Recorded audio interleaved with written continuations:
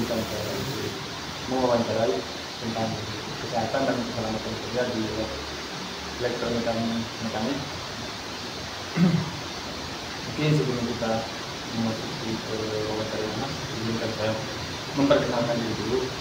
Nama saya Denzi, NIM 221441029 dari kelas 3 dulu.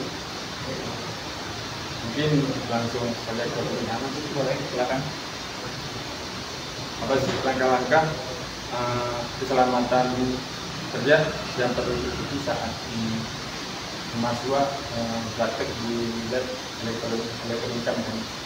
Oke, untuk langkah-langkah keselamatan kerja yang wajib diikuti dan dilaksanakan oleh mahasiswa ketika praktik di sini, yang pertama mereka yaitu wajib menggunakan alat pelindung diri yang lengkap sesuai yang diberikan oleh Polman. Dalam hal ini berarti mereka harus menggunakan baju praktik dengan benar dan sesuai dengan yang diberikan, kemudian memakai sepatu safety ketika memasuki lab.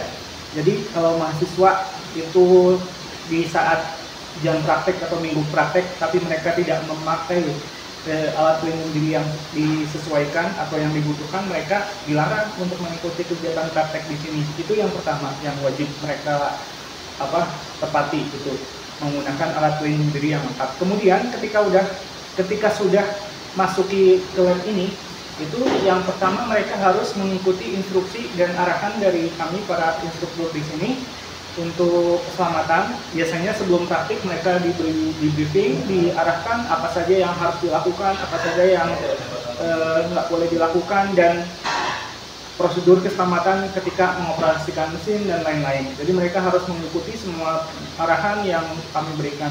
Kemudian yang berikutnya adalah mereka harus menjalankan praktik ketika di mesin maupun ketika sedang di kerja bangku. Mereka harus tetap menggunakan alat pelindung diri yang dibutuhkan, seperti ketika membubut mereka harus menggunakan kacamata dan lain-lain.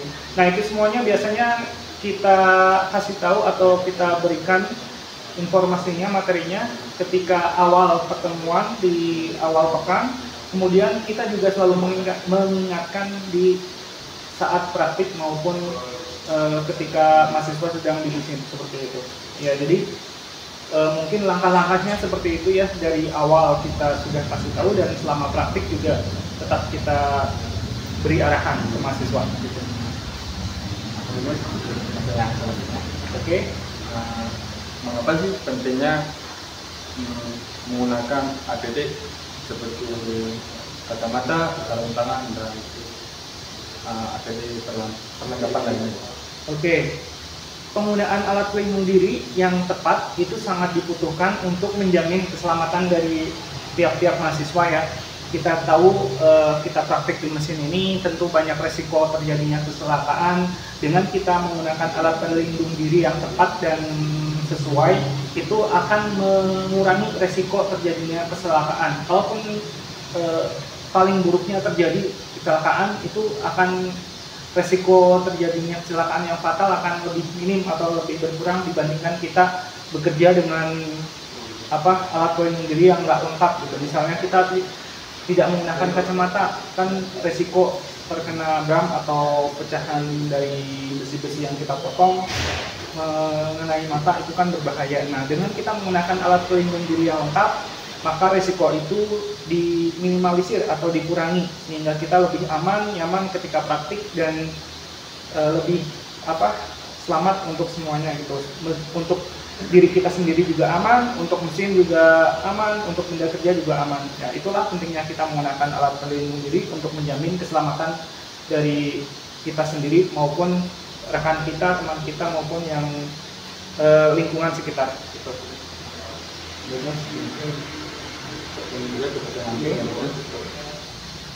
Untuk pertanyaan selanjutnya, apa tindakan atau pencegahan yang dapat diambil untuk menghindari paparan bahan kayak material-material dari benda kerja itu tersebut? Tindakan untuk menghindari risiko bahayanya ya tadi. Nah, di sini kita memang menggunakan beberapa material yang sering kita gunakan, mulai dari ada material logam kayak aluminium, ada besi dan lain-lain, terus ada material atau bahan kimia juga yang kita gunakan. Nah, untuk menghindari paparan atau resiko bahaya dari material tersebut, yang pertama kita juga yang kayak saya sebutkan tadi, kita menggunakan alat pelindung diri. Terus kemudian untuk material-material yang memang berbahaya, contohnya bahan kimia, ya ketika biasanya kita pakai untuk praktik ini etching untuk PCB, kita juga menggunakan sarung tangan, masker dan lain-lain yang sekiranya wajib digunakan untuk melindungi diri kita gitu. Jadi selain kesadaran dari diri kita, kita juga harus menggunakan alat-alat APD tersebut gitu untuk memastikan bahwa badan kita, fisik kita semuanya terlindungi dan aman. Jadi kita praktik juga aman, selamat dan bisa sesuai apa yang kita harapkan itu hasilnya. Oke, seperti itu mungkin seperti yang sebelumnya. Bagaimana cara memastikan pengelolaan limbah K3 saat bekerja di klinik? Pengelolaan limbah. Oke, yang masih menjadi masalah di sini memang pengelolaan limbahnya. Jadi bahan-bahan yang kita gunakan itu belum sepenuhnya bisa kita tangani, kita olah dengan baik ya. Contoh limbah dari mesin bubut atau limbah dari mesin press milling itu kita masih buang di tempat sampah walaupun udah kita pisah ya, kita atur. Oke, seperti itu mungkin seperti yang sebelumnya. Bagaimana cara memastikan pengelolaan limbah K3 saat bekerja di klinik? Pengelolaan limbah. Oke, yang masih menjadi masalah di sini memang pengelolaan limbahnya. Jadi bahan-bahan yang kita gunakan itu belum sepenuhnya bisa kita tangani, kita olah dengan baik ya. Contoh limbah dari mesin bubut atau limbah dari mesin press milling itu kita masih buang di tempat sampah walaupun udah kita pisah ya, kita atur, tapi di sini kita masih belum punya pengolahannya yang memadai. Jadi itu mungkin masih menjadi tugas atau PR kita bersama, bagaimana langkah yang tepat untuk mengelola limbah tersebut. Terus kayak limbah-limbah cairan, pulen, minyak tanah dan lain-lain itu juga pengolahannya masih kurang. Kita selama ini masih ditampung terus kita buang di tempat yang dibutuhkan gitu, atau yang tempat yang sesuai. Biasanya kita tampung terus ada nanti yang bawa dari pihak Polmannya sendiri yang mengurusi ini. Contohnya dari IGS ada yang mereka ditugaskan untuk mengelola limbah B3 ini gitu. Tapi ya itu yang masih jadi kekurangan kita. Contohnya kita sudah pisahkan tempat sampah di depan, itu ada beberapa jenis untuk memilah sampah, tapi ketika sudah dipilah-pilah seperti itu, pas dibuangnya disatukan lagi gitu. Jadi itu yang masih kurang efektif lah di kita untuk pengelolaan limbahnya. Kita juga belum punya alatnya ataupun mesinnya untuk mengelola limbah tersebut. Mungkin ini menjadi tugas buat kalian, gimana caranya bisa membuat alat ataupun ide untuk pengelolaan limbah tersebut agar lebih baik lagi gitu. Mungkin untuk pertanyaan terakhir, Oke. Apa sih protokol darurat yang harus diikuti jika terjadi kecelakaan di lab elektronik Anda? Protokol untuk keadaan darurat gitu maksudnya. Untuk keadaan darurat kita di sini misalnya terjadi kecelakaan, biasanya dari mulai yang ringan sampai yang berat gitu ya untuk keadaan seperti itu. Untuk yang ringan kita misalnya mahasiswa tergores pahat ataupun kebor atau apa yang kiranya masih ringan, kita bisa langsung segera tangani dengan menggunakan peralatan P3K yang kita punya seperti di dekat jendela itu. Nah, namun untuk keadaan yang misalnya lebih bahaya atau lebih darurat lagi, kita harus segera bawa ke klinik yang ada di Polman, karena kita sendiri punya ya, ada klinik K3 di Polman. Terus kita sampaikan ke pihak yang memang bertanggung jawab pengelola itu, terus nanti baru ditangani di situ. Nah, namun apabila kondisinya itu lebih gawat lagi atau kecelakaannya lebih fatal lagi, ya kita harus segera menghubungi pihak keamanan ataupun pihak yang bertanggung jawab di Polman untuk segera membawanya ke klinik ataupun ke rumah sakit apabila diperlukan gitu. Jadi langkahnya seperti itu, bertahap dari yang mulai ringan sampai ke keadaan darurat kita harus segera bawa ke klinik atau ke rumah sakit seperti itu. Mungkin cukup sekian Mas untuk wawancara. Oke, ya. Terima kasih sudah dapat berkontribusi. Oke, sama-sama ya. Oke. Mungkin cukup saja wawancara dari saya dari kelompok 11. Dari saya, Assalamualaikum warahmatullahi wabarakatuh. Waalaikumsalam warahmatullahi wabarakatuh.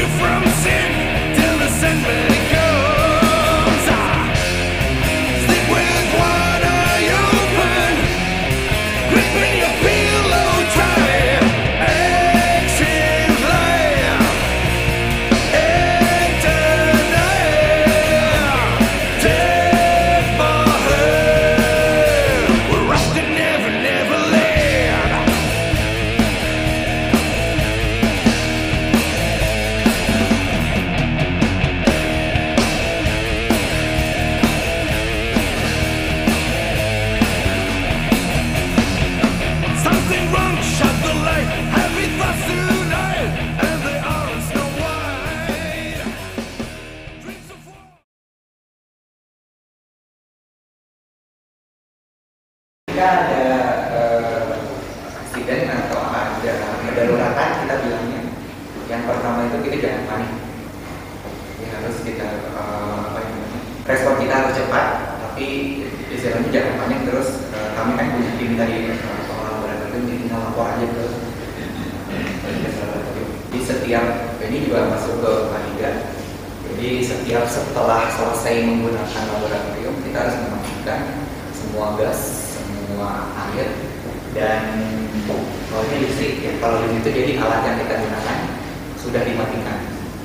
Kami di sini kebanyak alat yang menggunakan gas-gasnya pun bisa dibilang gas yang memiliki resiko tinggi. Contohnya ada argon, asetilen, kemudian ada nitrogen. Nitrogennya pun ada dua macam, ada nitrogen yang gas, sama kita menggunakan nitrogen cair.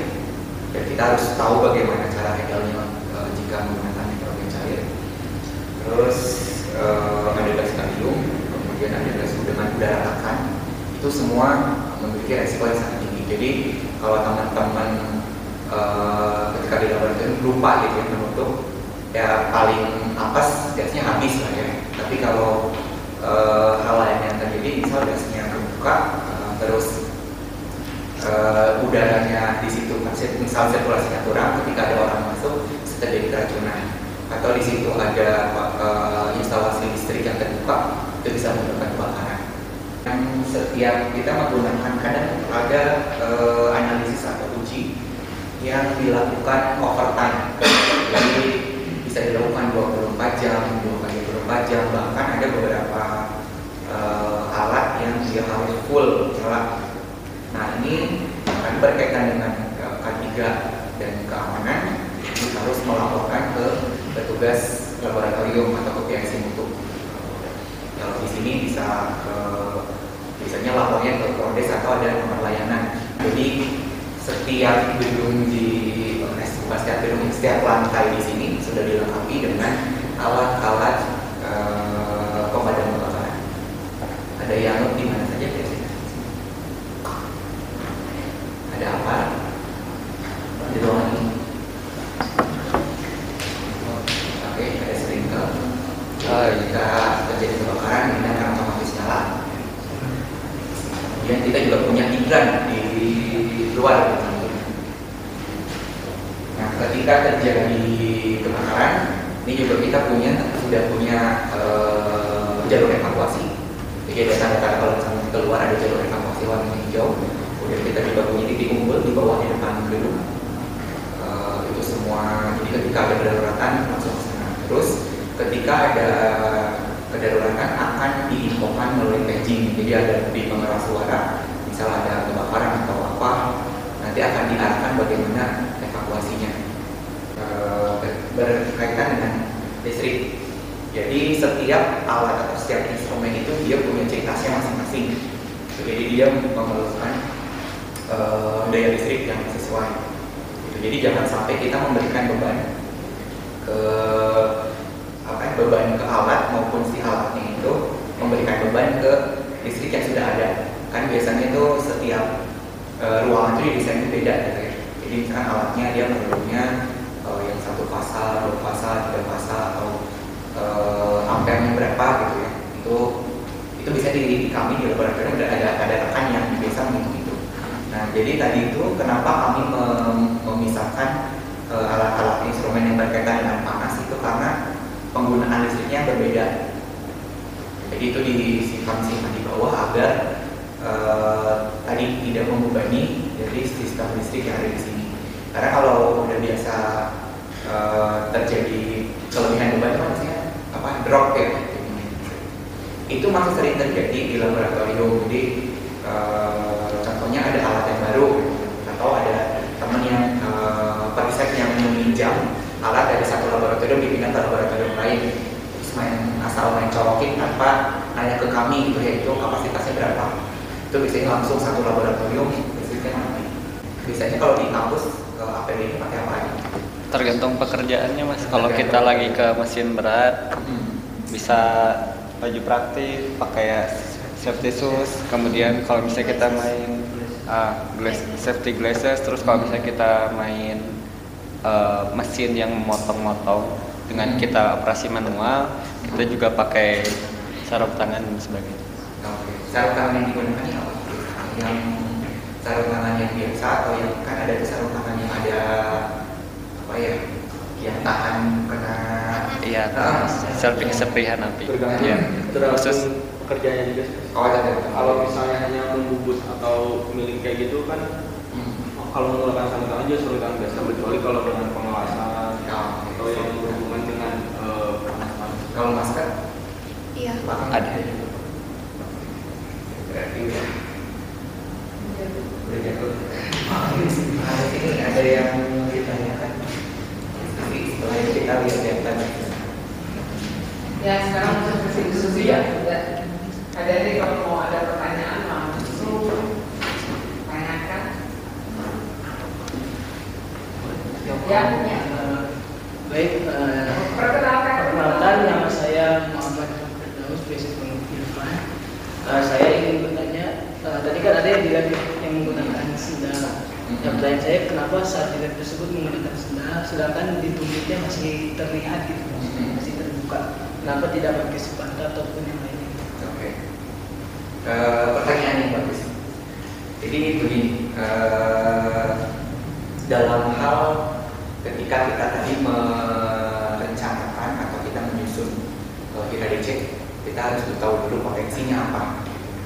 Nah tadi kan sendalnya tuh yang tertutup hanya bagian depan, jadi bagian belakang enggak. Alasan yang pertama adalah karena kalau misalkan kita bekerja, kita kan biasanya langsung di depan ya, meskipun di belakang potensi tetap ada. Alasan yang paling utama adalah itu adalah mempermudah kami melakukan evakuasi kalau terjadi kecelakaan. Kalau bentuknya sepatu itu akan susah dilepas. Jadi kalau sandal itu kan bisa tinggal langsung dibuka.